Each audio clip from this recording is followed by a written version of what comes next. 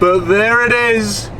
The check engine light stays on, meaning that if I start this car now, that the engine light is on, and it's on for a reason, so I don't start it. Yes guys, good morning. What is up? Welcome to Supercars of London. Hope you're having an amazing day. We've got blue sky and sunshine here, which would be the perfect opportunity to take my Lamborghini for a spin. However, I was doing that yesterday, and as I was doing that, there was something that happened that made me stop almost immediately, put the car cover back on the car, kill the battery switch, and leave it here till today. The inevitable has happened, and I do believe that Tony from Gravelwood is probably laughing somewhere in Kent right about now as he's tuning in, because yes, my car has an engine light. And I believe, and so does SB Race Engineering, that it is to do with the fact that we have removed all of the cats to the exhaust system of the car, not the actual animal cats, catalytic converters. Basically, this car has sensors like all of the other cars, so fundamentally the ECU still believes that my car is running cat, but it's not, so potentially it's overfueling, things that don't actually need to be too worried about. But seeing as I've spoken to SB Race Engineering and I'm a little bit nervous about driving it 45 minutes up there and doing unnecessary miles whilst the car is not performing at its maximum, I've got a little plan up my sleeve, which I'm going to explain once I've taken this car cover off and opened everything up so that you can see what is going on before we do a little bit of DIY and potentially fix that car myself.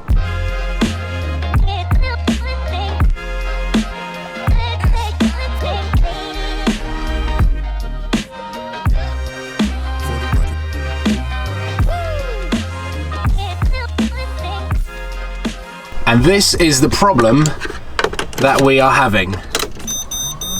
All of the lights come on,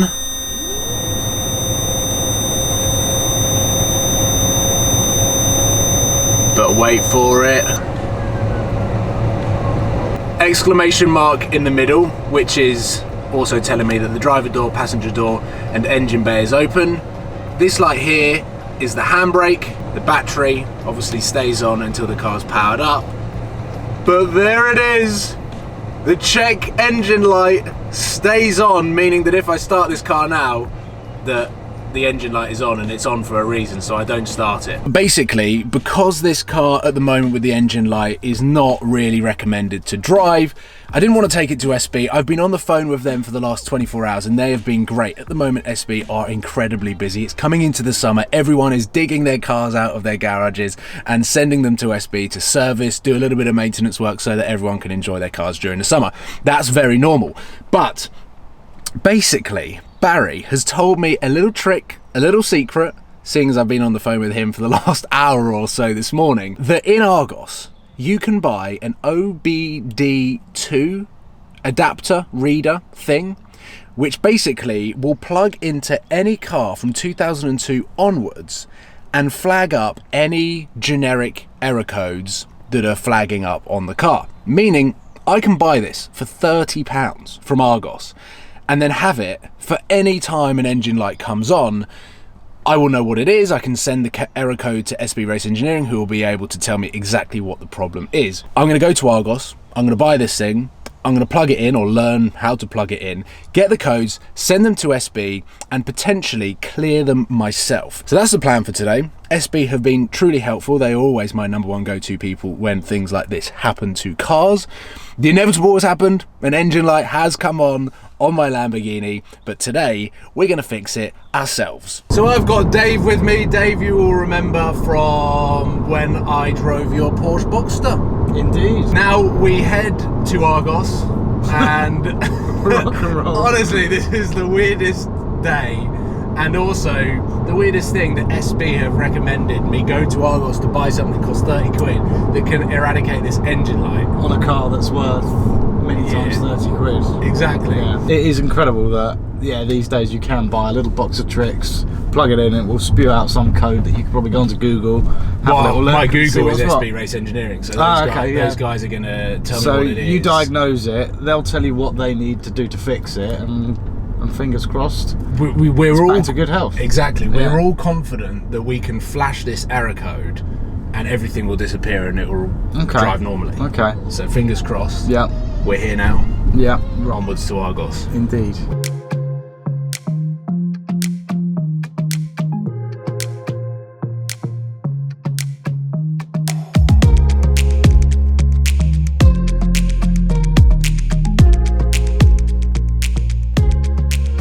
purchased from an Argos inside a Sainsbury's. This product here could be, or will be, the answer to the problem, but it could also be the fix to the problem, because I do believe I can clear any error faults with this little thing here. Never heard of it before, but probably quite a good thing to have.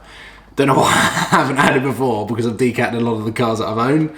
So let's get Barry on the phone. And now that we're actually close to finding out what the problem is, I'm a little bit more nervous now, because it could actually be quite serious. I'm kind of floating around, really relaxed, super chilled out. Oh, it's not gonna be a problem. It's just the cats. Could be something really, really bad. So we're gonna find out, and just keep my fingers crossed. I might actually, have to do the mechanic look where you like lie down on your back and then be able to look up. Yeah. I might do that.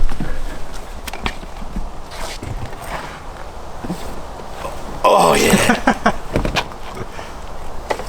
I don't think anyone who owns a Lamborghini's done this ever. Get the old trusty iPhone torch out. Oh, I've got it. You got it? Yeah. Do you want to pass the camera? Yeah. Fault 04.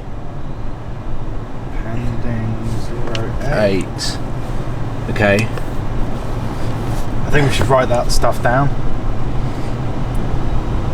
What was the P code? What was the actual number? It was P1.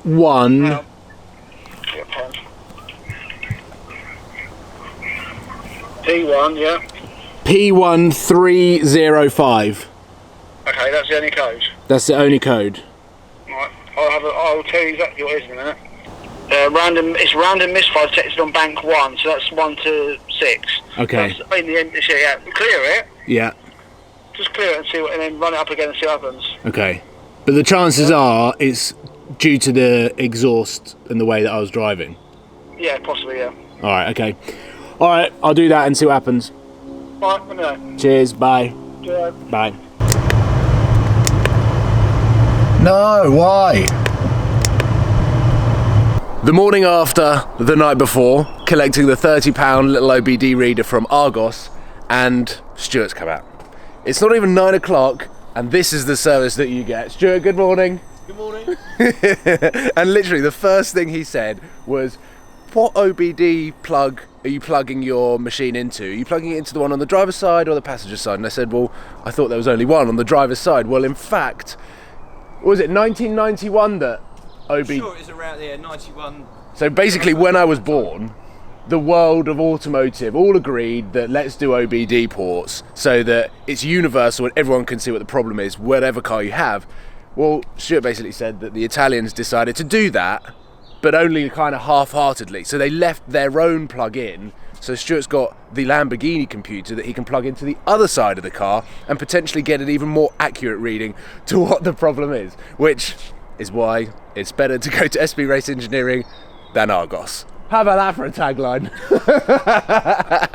So hopefully in the next 20 minutes, half an hour or so, we'll have a much better and more accurate reading of what is the problem, and then Stuart can head back to Aylesbury to fix it, or maybe get the parts to come back and fix it here.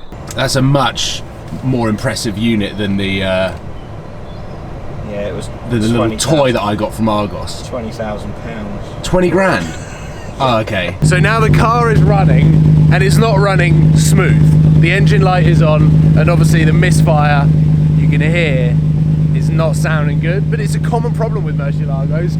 However, what isn't a common problem is that the ECU management computer is reading that there are no errors. Stuart's words are, don't you just love the Italians? So Stuart has got quite the job on his hands, because he's going to have to identify the problem himself. So by the looks of it, he's disconnecting the cylinders at the moment to identify exactly where the problem is. You can hear it like popping and stuff as he's fiddling around. It sounds ridiculous. But he knows what side it is on, and this is what he does day in, day out. It might be a case of just needing new spark plugs. So I think we can conclude that this car will not be moving or being driven up to SB. Are we going to have to put it on a flatbed? And it's going to get a covered truck to come and get it. Okay. So I'll put the window up, I think. What do you think? What do you think? So this side of the engine isn't. So this side's not running. Yeah. We need to drive it down the road to get it to flag up all the faults, but it'll give us a bit of a false idea because there'll only be one sensor that's not working or a one problem, which Yeah. obviously flags up a lot of things which aren't necessarily at fault, Yeah. but will come up as an error. But I wouldn't want to drive it just on one side anyway. Okay. We'll put a bit of grease on that door for you. When we get it back. But yeah, no, it's we've had problems with these before. Yeah. Just shunting around town. You know, just stuck in traffic. I think it came from They've- just being too low down in the revs, driving along in a high gear. Yeah. Which is really annoying because I never do that. I'm normally like Yeah. living by the rule of 6,000 RPM and above, which Yeah. could also be the problem. Oh, well, that could, yeah. Could have no side of an engine left. It's all gone. Well, we've had problems. I've mentioned to you before. We've had problems with vacuum pipes on these before. The cars are at an age, you know, for a supercar. Yeah, the yeah. pipes start splitting and perishing, things like that. They sit Okay. around more than they get driven, and all of Yeah. a sudden the pipe just goes. No, We had a I'm coming off today. Yeah, a pipe came off when it was getting ratcheted up, so Yeah, it exactly. can happen. So, you know, and if you've got a big air leak, all of a sudden one side of the engine thinks, I've got a lot of air coming in, but the throttle's closed. What's going on here? And then it'll put it into a mode where it's like, well, let's shut it down so we don't Yeah. know what's wrong. Okay. You can drive that and limp home a bit. Yeah, I definitely limped home. I can imagine, yeah. Well, there we go. SB have come down, kind of diagnosed a problem, but it still needs further diagnosis, so it's going to go up to SB. But at least the computer did a little bit more than that £30 Argos thing. They're good for giving you a fault, but the problem is, you know, like I mentioned to you with the plugs and the universal OBD, Yeah. they'll give you a code, and some of those codes are relevant to lots of different cars. That, you know, a P code is what they give you, and it Yeah. will say, you know, cam sensor, Yeah. and it will be cam sensor on every car in the world. But on this, it might be an airflow sensor. Yeah, You know, yeah. so it will give you. It's good for the kind of- generic stuff. Yeah, and sometimes, you know, we've got a lot of people with sports exhaust, and you can clear the code because you know that the fault's coming up is to do with not having cats on your car. Yeah, yeah. You know, so but Which this car doesn't. which is a little bit dangerous because if you have got a proper fault, Yeah. you could be clearing something that's like, no, please, I need help, but it's not. So yeah. Okay, well, let's get this window up. That is the sound of Stuart and his M4 competition leaving me with the car now undercover, and it is going to stay here for the next few days because while Stuart doesn't know exactly what the problem is, he also doesn't carry around all of the things to fix this car in the back of his car. So he's heading back to SB. We're going to organise for this car to get transported up so that they can fully identify and then fix the problem, and I will be documenting everything as it happens. But ladies and gentlemen, this is uncensored Lamborghini Murcielago ownership. There's nothing I can do about it. I want to film videos of me driving it, taking it through tunnels and having fun with it, but whilst it's running like this, you can't really drive it anywhere. But ladies and gentlemen, thank you very much for watching. Please give this video a thumbs up, subscribe if you haven't already, and I suppose this is the harsh reality of owning a 10-year-old Lamborghini. I'll see you soon, guys. Take care. Goodbye.